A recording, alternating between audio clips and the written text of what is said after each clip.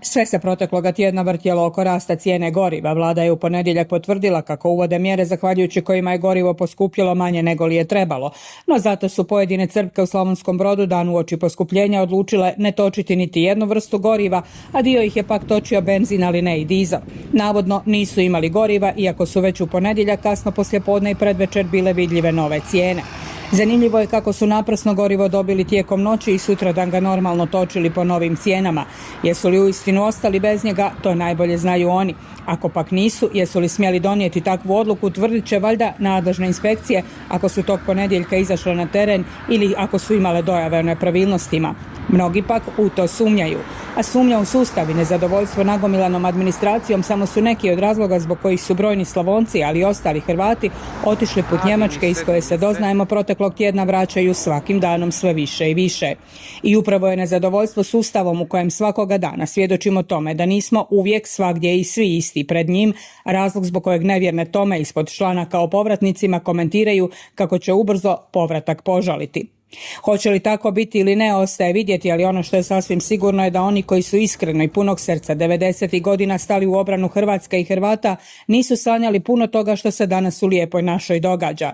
Sjećaju se branitelji svakog svog datuma. U tjednu koje je iza nas predstavljena je monografija 5. gardijske brigade Hrvatske vojske Sokolovi, koja predstavlja trajni spomen na nastanak i ustrojavanje te slavne brigade. Istoga dana obilježena je i 34. obljetnica osnutka 103. brigade HVO Dervente, čiji su se pripadnici prisjetili svojih 549 poginulih suboraca.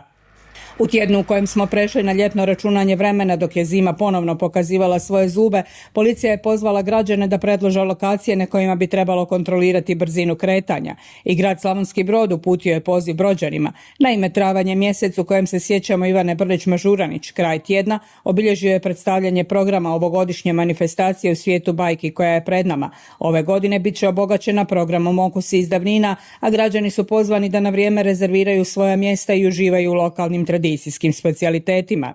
Da bi oni najugroženiji barem malo uživali u skromnoj trpezi, onoj uskrsnoj, pobrinuli su se ove godine i gradovi i općine. Podijelili su uskrsnice i pakete pomoći.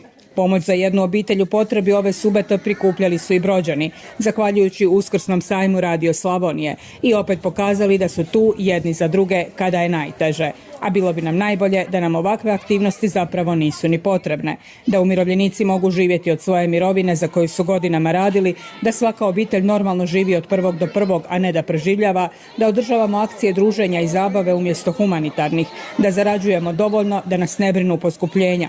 Jednostavno da ne ovisimo o drugima nego o sebi. Nažalost, stvarnost je sasvim drugačija. Ona je ono što je uokvirilo protekli tjedan, od ponedjeljka do ponedjeljka. Strah od novih poskupljenja uzrokovanih poskupljenjem goriva koje nas čeka i sutra.